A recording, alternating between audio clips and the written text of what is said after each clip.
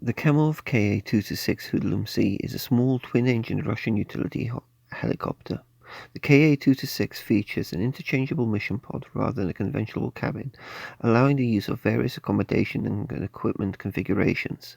The twin-turbine version of the successful reciprocating-engine Kamov Ka-26, the Kamov Ka-126, is a single-turbine version. The Ka-226 was initially announced in 1990, originally developed to meet the requirements of the Russian Disaster Relief Ministry. The aircraft first flew on the 4th of September 1997. Certification to Russian AP, A and B transport categories was granted on the 31st of October 2003. The Ka-226 entered production at Sich in the Ukraine.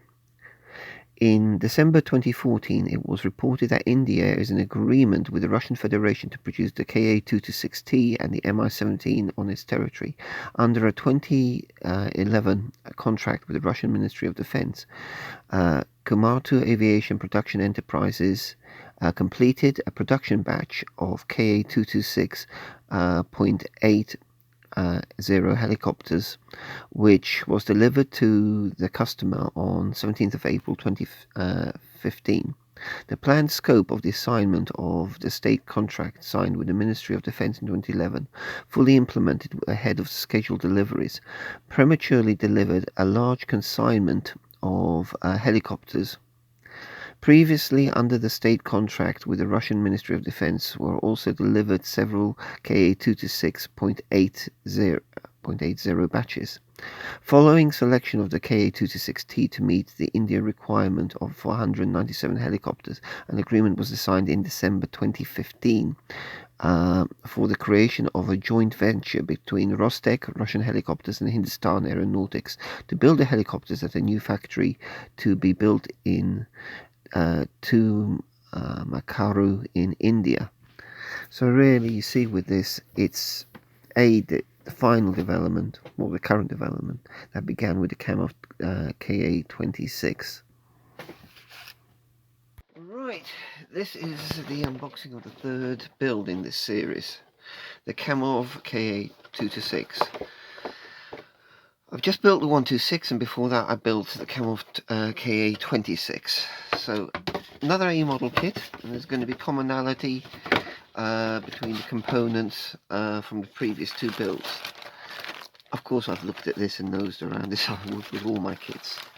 So we'll start off with the sprues, and the first one we pull out is the fuselage halves. Now this is very distinctive for this particular version. Again, soft plastic, flash heavy.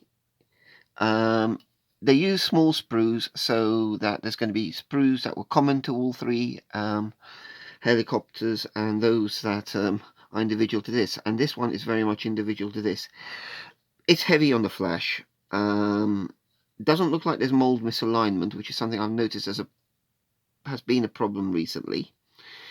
You can clearly see that there's going to be need for cleanup. These areas of glazing are going to need to be cut out. The vertical stabilizers have these leading edge, I don't know if they're vertical slats or what the features are called, that wasn't present on the other helicopters, but I did see a couple of Kamov 126s with these on. The rotor blade sprue is common to all three. Tapering rotor blades, same rotor head assemblies, and actually the molding on this one, now the others were a white plastic, this is a grey plastic, and the molding quality is actually a little bit better than the Kamov 126. Separate fuselage and cockpit parts, not significant though, not significantly different, but there are differences. Different console, looks like No, I think the horizontal stabilizer is about the same size, but this is certainly a difference proof from the others. Cockpit is slightly different arrangement, smaller main control panel.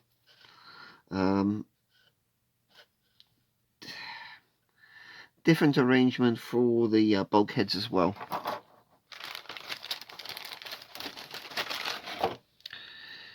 Now, as can I say, they share a lot of sprues. That's the existing horizontal stabilizer. That's the new one. So some differences there.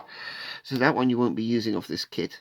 But exactly the same tanks, seats, undercarriage, split wheels. I've still got from the previous build.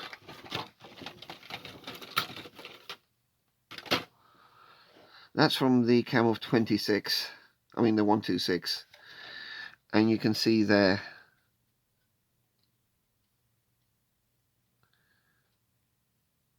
those external fuel tanks, which won't be used in this.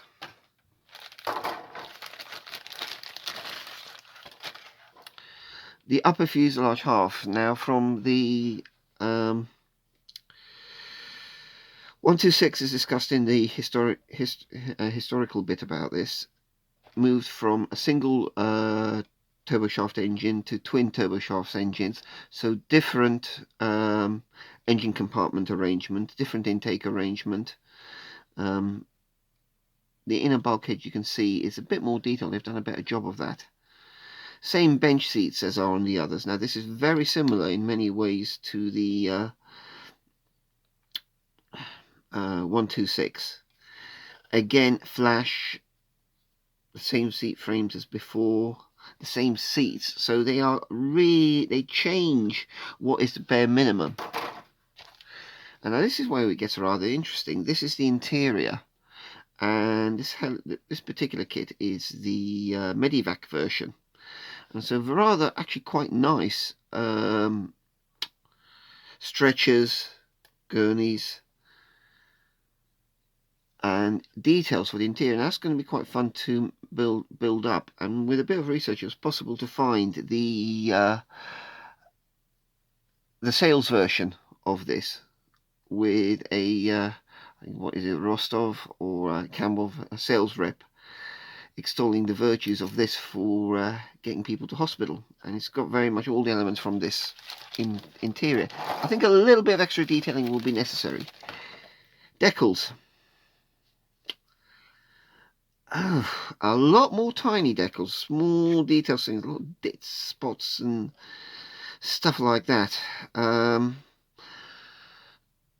Along with the symbols for the various, the Red Cross symbol and the symbol for hospital services, the modern Russian flag, a civilian art registration as you would see for a sales aircraft.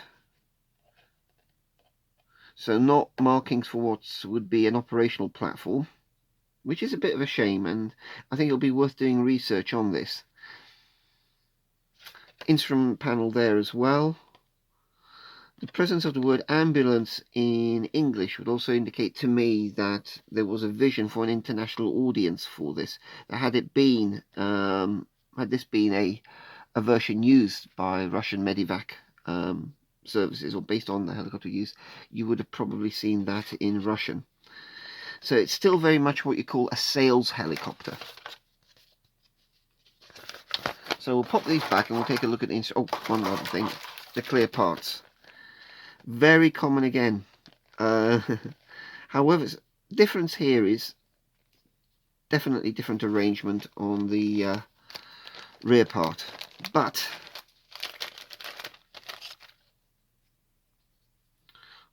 on the canopy front, significant flash and a bit more distortion than on the others. And again, this whole business about giving you a large clear component, this might be slightly easier to mask. The mold definition is a little bit better, so these doors could well be easier to mask, I hope.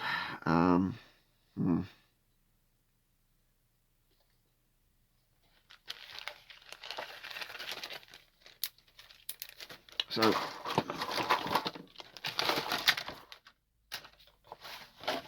I'll pop this aside. Let's take a look at our instructions. Again, simple 2-page leaflet. You've got your sprue map, and interesting to indicate which components aren't being used. Now, that's surprising that those aren't. So those external fuel tanks, the original tail fin. You're not going to have much left by way of spares here. Different symmetrical instrument panel from the others. Cyclic and collective. Different pedal arrangements from the others, and interesting to see that they've put on the controls for both the pilot and the co-pilot seat, which certainly wasn't present in the Kamov 26 kit, that is. Undercarriage arrangement is the same. Now you're given the option here to cut out the door and replace it with a glass one to have this slid back. It may well be worth doing. I'm not sure again about this. And you're given the option also for, well, you've got bench seat one side with a different support previously. I still think you need to put down a floor in this. Otherwise you're going to be on some awkward interior filling, and definitely look at reference photos on this. Actually, I think this is quite a nice little interior. It's worth doing this opened up, at least a sliding door. Now this rear hatch, rather than the camshell, you've got one part that flips up, another part that slides down underneath, and that's a bit more of an interesting arrangement.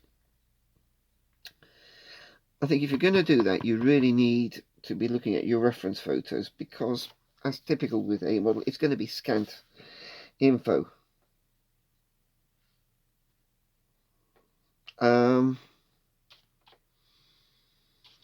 This assembly is a little bit, ironically, less complicated. The fit of this will be interesting. The fit, I think, of this will definitely be interesting. On the 226, on the 126, it was particularly bad. And the same undercarriage arrangement as the others. Now, interesting here, you've got this, I don't know whether it's strake or reinforcer. On the 126, the location definition of that was really appalling. Here you can actually see where it goes. I've put mine too far over, but you can see this one lies much closer to the center line, and that really was not clear on the 126 kit. So you can see that A model have sort of evolved their instructions as we've gone on from 26 to 126 to 226. A bit more going on here. Interesting to note that this hinge to keep the wheel straight, where you have the oleo leg, that was actually absent. It hadn't been molded in the 126 kit. There was one missing. I ended up making a pair of them out of bits of photo etch, and I think look a little bit better. I think I may do that again, have a rummage through my parts and just cut some photo etch for them, because they just look too chunky and thick for what they are in the kit. The wheels, again, wheel halves, best way I found of filling them was to put a bead of super glue around it, then the super glue accelerator, and then sand it by rotating it. The wheels are still going to be the same old challenge. Rotor hub assembly is I've built 2 of these already, and honestly I'm not overly looking forward to building this one. It's doable. The part definition is the same, but it looks like what it's supposed to look like vaguely. I just don't look too close. Again, reference photos are so essential, particularly on these areas, to get some color guidelines.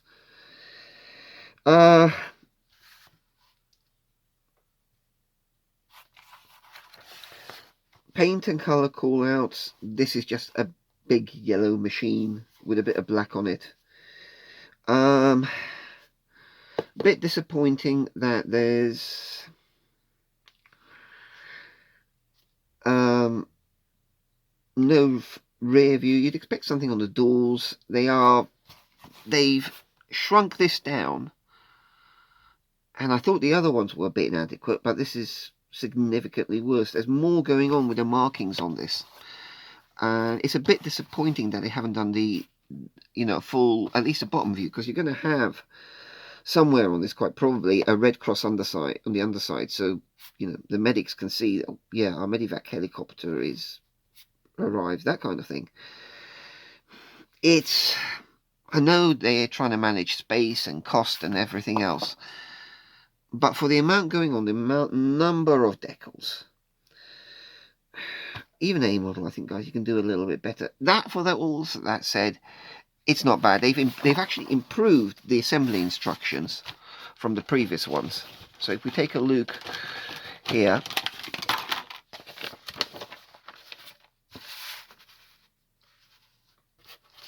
so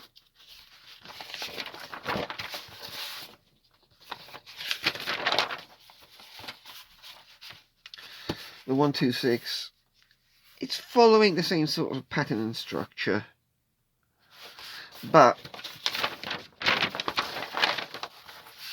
all credit to A model, they've addressed some of the ambiguities. As I said previously, with that, you can see there the location of that is incredibly vague. So from one kit to the other, they have moved on. They squeezed in the rotor head assembly because there's because there's so much more going on with the structure here. You've really got to do a bit of work on the interior of this. And this is what slightly worries me. You do a full interior, but I know that there's going to be issues with this assembly, and then bringing in contact with the fuselage, and there's going to need to be an awful lot of test fitting. So I would possibly say this part has to be built quite early on, and then a lot of test fitting with the fuselage, because you're going to have a very busy interior and a lot of filling, sanding and working on the exterior of this. So I'm stepping into this, and I'm saying now, I'm not 100% sure which version I'm going to do of it. The kit presents you with one version, but I think earlier this year or late last year, India signed a contract for 200 Kamov Ka-226s, which pretty much rescued the production line for these. I'm probably repeating what I'm going to say here. What I said earlier, but I'm filming later, as being the history of this thing. And I think with a bit of research and a little bit of guessing and maybe some decals from Hannah's, it would be interesting to do the Indian version of it, even though it hasn't gone into service. Just have to look at current Indian helicopters, but also looking at, from the Russian air shows, there's imageries of these in a two-tone light brown tan camouflage scheme, and I just want to see how well that aligns with current Indian Air Force, Indian Army helicopters. It would be interesting to do an Indian Medivac, Indian Air Force Medivac version of this, but I'd have to find other Indian Air Force Medivac helicopters. So this is a bit of speculation, because the build bit's going to be attached to this. I'm honestly not sure at this stage. When I'm filming this, I'm not quite sure which version of this am I going to do, and am I going to take an educated guess. I'm not 100% in the mood for doing a whiffer or speculative. Probably not. I like historical subjects, but part of me is rather tempted to do Indian Air Force Medivac. Tempted, but not sure. Anyway, this is where's the other kit? The box. Because I don't chuck away drop. So really, we're not at the final stage of this. 26, 126, and 226. We're moving to here now. I'm going to say, guys, if you can find these 3 kits, these 2 are findable. This one is rocking horse shit now. If you've got one of these, buy these 2, build yourself a series, build yourself a very complete little set of these. I think it's worth the effort. You'll either love or hate a model by the end of it. I still continue to rather love them, and they remain fairly high up on my list of favourite model manufacturers. As I said, these 2 are fairly available. This one's difficult. If you can get all 3, buy them, buy them, buy them.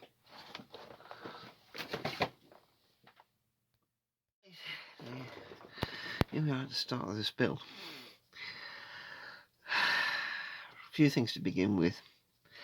I discovered fairly early on that the sprue for the upper fuselage that came with the kit is incorrect.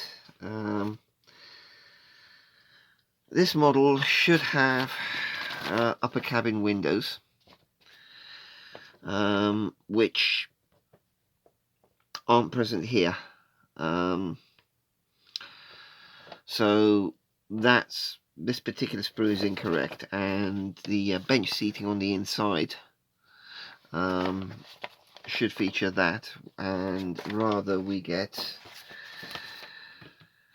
more of what we've had previously. That's easy enough to deal with, but that's just something to point out that he dropped a bollock there, but fair dues. I'm not too worried about the window. I'm not going to go through the hassle of cutting it open. The main cabin elements are there. Had to put in a cabin floor, otherwise you have such a noticeable seam. And unlike the others, I actually decided to cut the door out on this one. And I used the my panel line scribers for that. And then this clear side door can be presented open like that. Probably have to put in some kind of rail on this edge here. The fit on the underside, absolutely appalling, and this is multiple filler jobs. So what you've got here is super glue in the main seam, accelerated with a few drops of this stuff, super glue accelerator. Let that dry, sand it back a little bit, then overlaid it with Revell filler. So with it at this level, I'm going to hit it with a base grey, and then probably a Tamiya white on the main cabin, and a Vallejo blue in the cockpit. The other thing that came about is that on the sprue there should have been the right instrument panel, and this particular instrument panel is too small for this particular aircraft. Good thing is, though, we do have the 2 control columns, but again, with everything going inside an A model kit, the bulkheads are always too big for the model, and you end up having to do a lot of sanding. Then you end up with gaps, and you get where I'm going. May end up putting a little bead strip or shim piece here on the inside to hide that gap. Internal filling, yeah. The ones down the side shouldn't be too noticeable once you've got seats in and everything else in. So, few issues.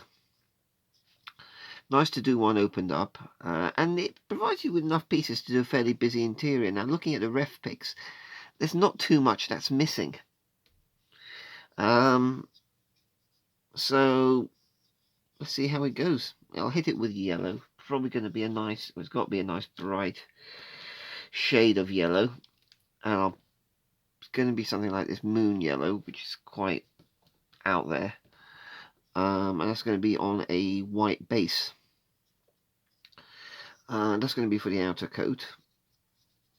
Inside, as I said, a suitable shade of blue for the cockpit, and then white for the cabin and the cabin interior. Now, what I've watched out for is get this filled and worked properly before I do anything, so maybe spend a bit more time then. And the demarcation line between the rear section, which is still meant to be a detachable pod, and the rest of the helicopter is not clear at all, so that's going to need bringing out. So that line there is going to have to be scribed out. Cabin floor had a couple of layers on it. This is just plastic card, building it up, and instrument panel. Well, the center console had a bit of work on it as well. How much is visible or not is another matter. I like how this is starting. I like how it's beginning to emerge already. I think it's a fascinating little machine. I like that in such a small space as in here, you can have so much going on. 2 stretchers, a couple of seats, some medical equipment, that, fire extinguisher to be located there. It's busying it up. So when you look through an open door, there's something there to engage with, and something there to give you, it's eye candy basically, something there to add a bit more interest.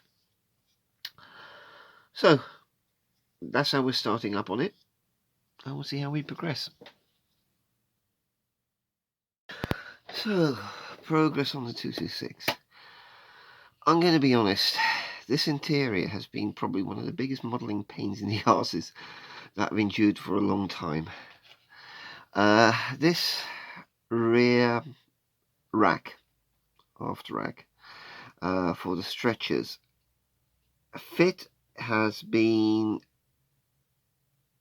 I don't think I have words to describe how awkward and difficult getting that to fit in any shape or form has been. It's had so much trimming, adjustment, and everything else. It's yeah, okay, it's in there. The stretchers are in there. The only way I could actually get it to hold in place was to put the lower stretcher in and then literally attach the rack to it, or use it to guide the position of the rack.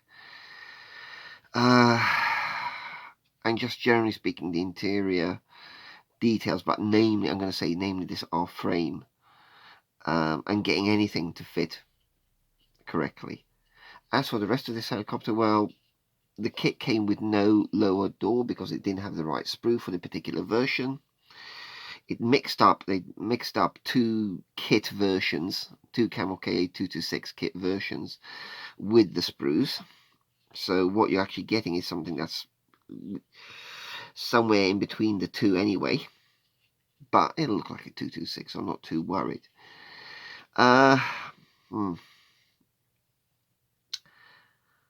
It's now coming along. I just needed a little bit of extra motivation to get it done with everything else that's going on. So it's moving along a bit quicker now.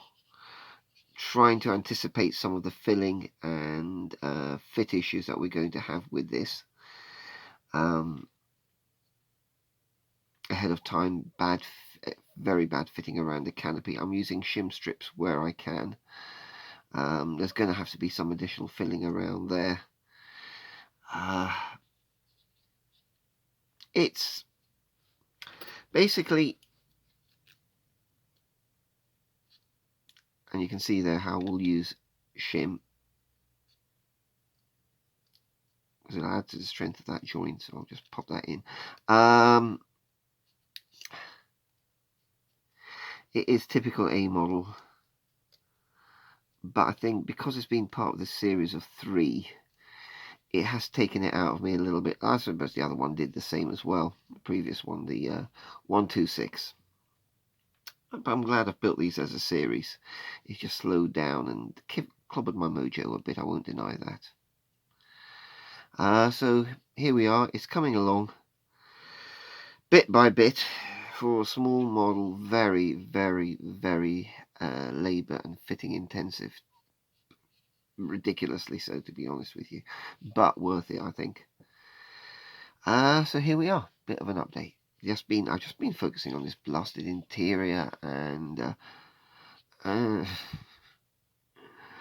And now that I'm actually handling a closed up fuselage, it's easier for me, and I'm in a better place, my better place for me modelling wise.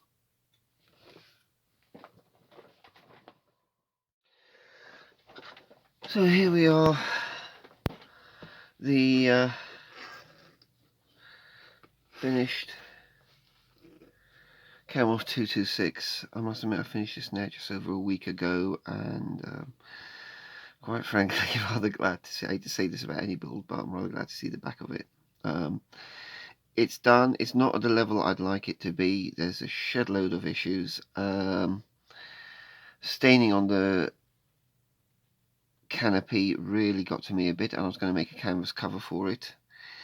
Overall colour I'm happy enough with. I what ifed it a little bit with the decals. I didn't particularly like the idea of a Russian helicopter with the word ambulance in English down the side of it. Just didn't seem quite right. So I've given it some Russian Federation markings, the RF serial there. I left off the word ambulance on it.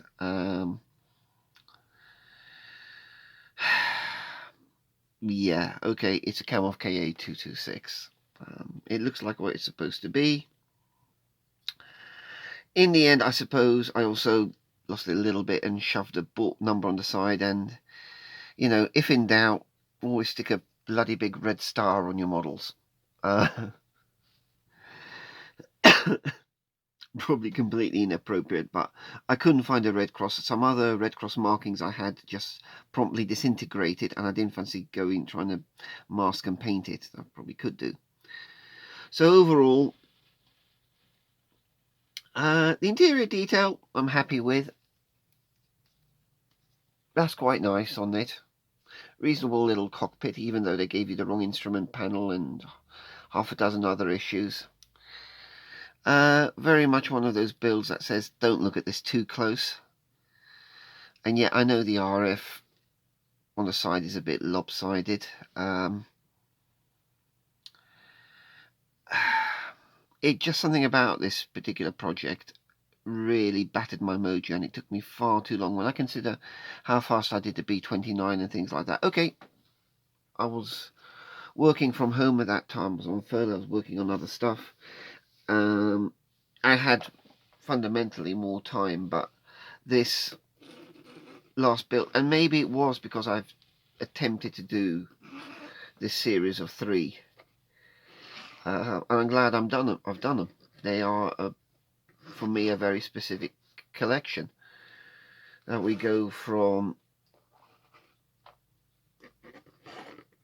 Kamov 26, very successful. Kamov 126, far less successful as a type and only a few built, and I hope now that the Kamov 226 will be a successful machine, and particularly when it enters into service with the Indian military.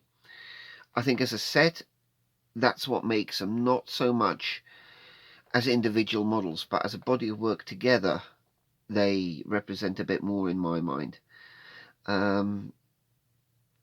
Really appreciate a model doing kits that probably no one else will touch, in plastic, in 1/72. All credit to them as always for doing that. So as a trio with different color schemes, different feel to them, they're good. They're nice to have them as a set. Way too many issues with this. Especially them packaging the wrong sprues, which is the first time I've ever seen that with an A model kit. That they dropped a bollocks on the sprues like that. I wasn't going to go through the hassle of contacting them. Just not worth it. Kicking up a stink. So you work through it, and I replaced the rear cabin doors necessary, the lower part there. I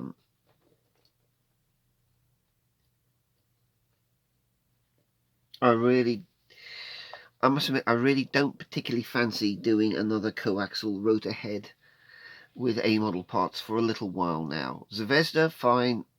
Yeah, I'll happily build a Kamov by Zvezda. Just a few months before I do another A model Kamov.